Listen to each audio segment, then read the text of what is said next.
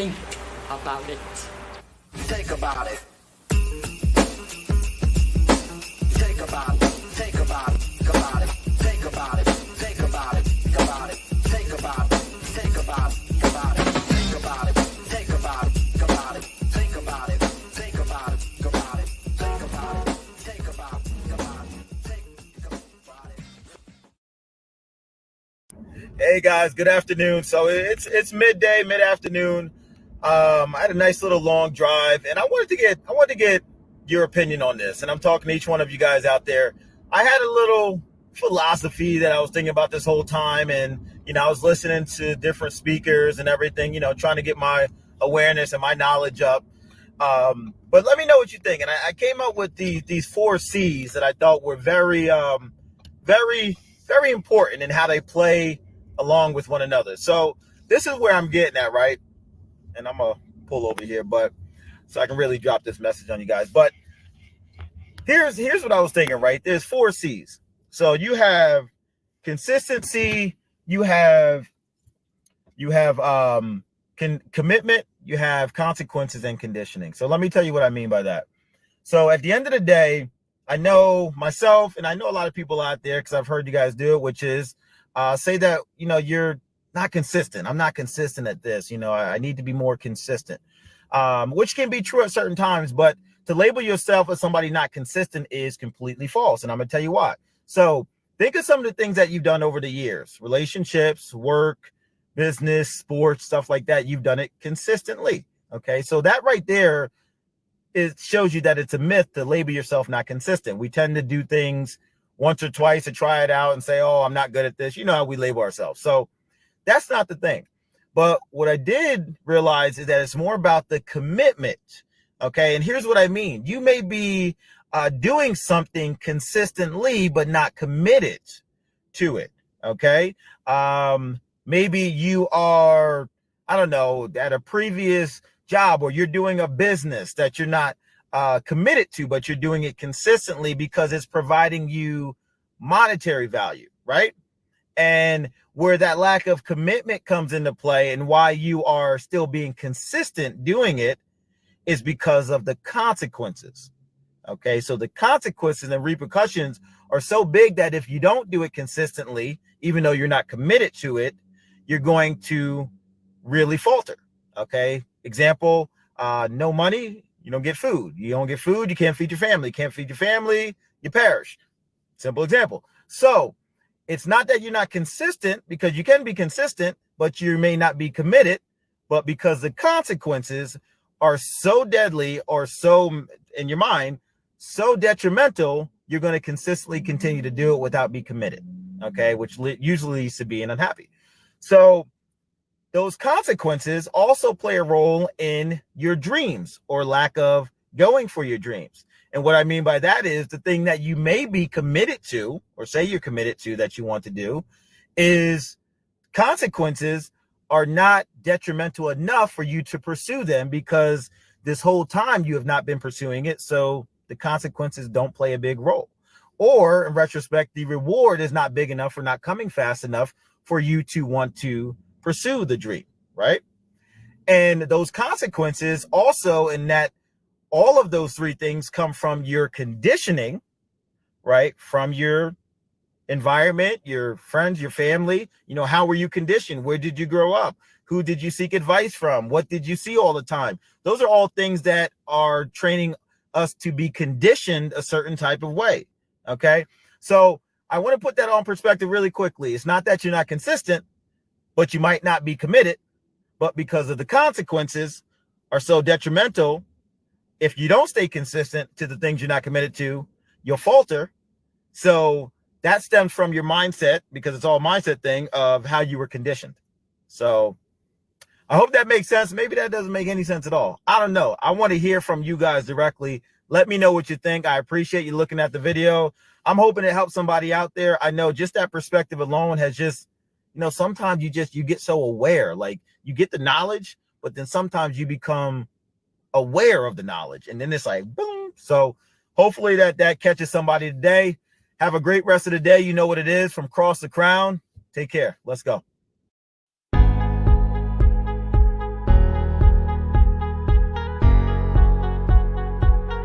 morning, good afternoon.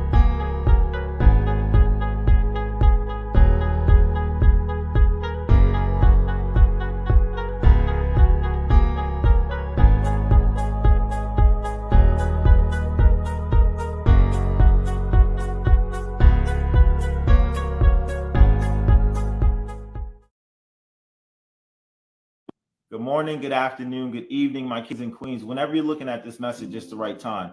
So what I want to give to you today, and I'll start out with a quote from Steve Jobs. He said, you can never connect the dots looking forward.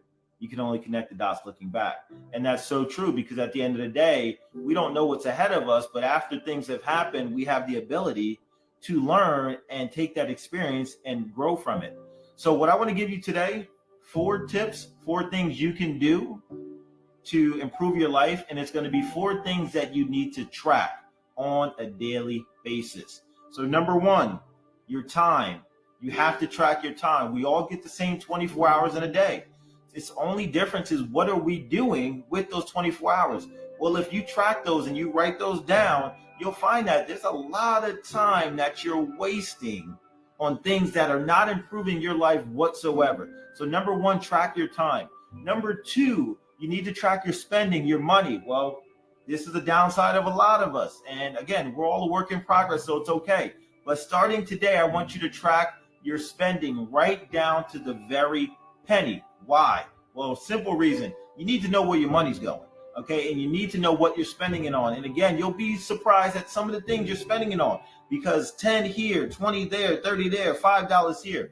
That all adds up very quickly, and it can go just like that, and you just sitting there like, where'd the money go? So track your money right down to the very penny. Number 3, now you need to track your food, your meals. What are you putting into this special body of yours? This is your sacred temple, right? So you have to figure out, what are you consuming? That's very important, not just to track to make adjustments. That's going to allow you to stay around to be able to make the adjustments, if you know what I'm saying. So you have to track what you're putting into your body. Also be cognizant of how you feel after every meal. Maybe if you're eating something very salty and you feel sluggish, or something very heavy and you get tired, track that stuff. Again, you're going to be able to go back and reference it and make adjustments moving forward. And then number 4, your ideas. We all have $1 million ideas that will never see the light of day. And the main reason for that, it starts with because we're not even writing them down. And that's real talk. It starts with speaking your ideas. You have them in your thoughts and you're going to speak them out loud. You don't have to speak them to everybody. Just hold it to yourself. But at least speak it to yourself. And then you need to write that down, because throughout the day, throughout the days, the weeks, the years, you will have so much that is consuming you, okay, that you're not going to hold on to that thought mentally just by itself. So give yourself a backup and write it down. Play it safe. This way, when things all come across your mind, you got so many things in your mind, you can go back and reference those ideas, and now you can take the action on them. Okay, so those are 4 things that you can track on a daily basis that will improve your life. Number 1, your time, track it down to the hour. Number 2, your money, track it down to the penny. Number 3, your food, track it down to the meal, and add into that how you feel after that meal. Number 4, your ideas, track them, keep them, hold them, put them all around. This way you have a reference point. You can go back and take action. My kings and queens, if you do all of that, I want you to think of it as a sporting event. You are in the game of life right now. So now you're on the field, you're in the ring, you're on the court, whatever your sport of choice is. It's time to play the game. But even within the game, remember, there's always a downtime for you to go and make adjustments. This is your downtime to make those adjustments. You can go ahead and write them down and come back in the second half or the next round or the next quarter and be a better person so that you can go out and win your game of life. I love you, kings and queens. Have a great rest of the day. Take care.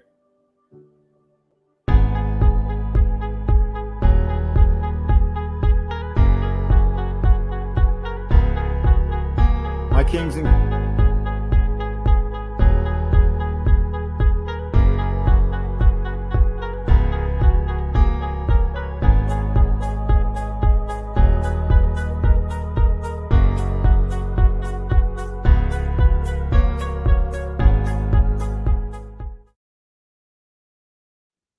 My kings and queens, so stay with me for a minute here. I got a quick message. I want to elaborate a little bit. I want to talk about being grateful. Yes, I know we all know what it means to be grateful. I know we have things in our life that we can be grateful for right now. That's awesome. Keep doing that. What I want to talk to you briefly about today is what it's going to do for your life and why you need to do it as far as being grateful on a daily basis. First and foremost, the message I want to display is that you have to be grateful and not hateful. Because right now, the hatefulness sits in all of us at some point in time for something or someone. That's human nature. But what is not okay is to let that hate fester and stay inside of you and not get rid of it. And the analogy I'm going to use for you is think of your vehicle. Every few thousand miles, you're supposed to get an oil change. Why? Because that bad oil is sitting inside of you or sitting inside the vehicle, and it's not allowing that vehicle to optimize at its maximum potential. So you get rid of that old oil and you replenish it with the new oil. Well, what is that going to do? It's going to allow your vehicle to operate at its maximum potential. We are the same thing as human beings. We operate the same exact way, except our bad oil is the hate that sits inside of us. Okay, it's natural, it's there. We just got to get it out. How you get it out is by practicing the art of being grateful for something, someone, and or a combination of both every single day. So not yesterday, not just today or tomorrow, every single day. And you will see a big shift in your life. Now, why is that hate there? Well, I don't know. Each one of us is different. Maybe you're hating on someone's relationship. Maybe you're hating because you didn't get a great position. Maybe you're hating because someone has more money than you. Maybe you're hating on all three. I don't know. But that doesn't matter. My point I'm trying to make to you is I want you to shift that perspective as to now, instead of hating in those areas, congratulate in those areas and let them know that you're appreciative to be able to see that someone is where you're looking to be and know that it's possible. It's possible for you to be there because there's only one true thing that is holding you back from getting to that financial success, getting to that great relationship, getting to that killer body, getting to that big position at your job or your career. And that's you and your perspective. And it's the hate that you have inside. So once you learn to release that hate, and again, I'm not telling you that it's not normal to have the hate. I'm not telling you to enjoy your little pity party or whatever the case is, but get rid of it. It's been in there long enough. If it hasn't gotten you to where you want to be, change that shit. And how you do that is staying in your lane and finding all the things that you currently have right now that you're grateful for. Be grateful for you're not where you're at where you were last year.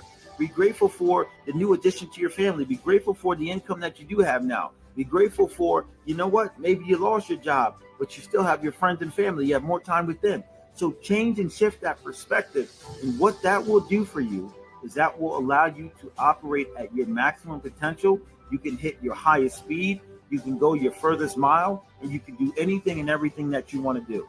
So that's my message. 28 days, practice the art of being grateful, eliminate all the hatefulness, and go back to showing the gratitude. I love you guys. Have a great rest of the day. Take care.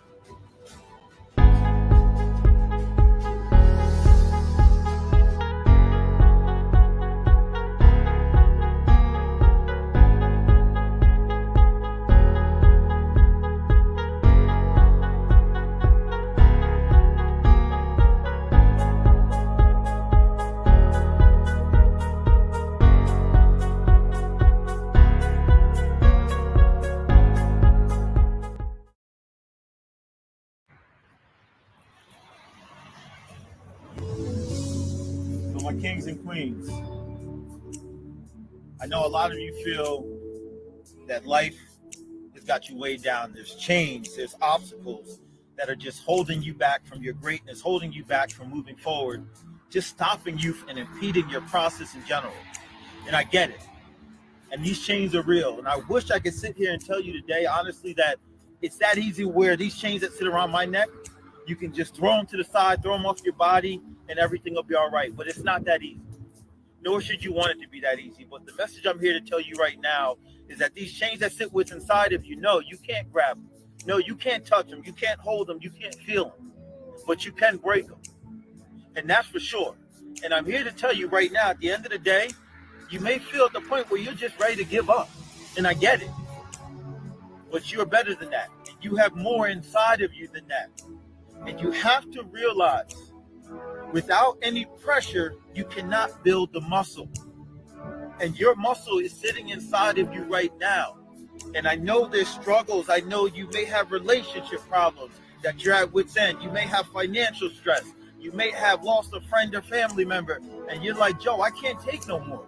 And I get it. But these chains that are on you, my friend, they're there for a reason. And that reason you might not understand. But I can tell you that reason might not even be for you. That reason might be for someone you haven't even encountered yet who needs to hear your story, needs to hear your trials and tribulations, the things that you're going through. And for that, I'm going to tell you that you need to overcome these chains. So the next time you're going through something, or if you're going through something right now, I'm going to tell you to dig deep.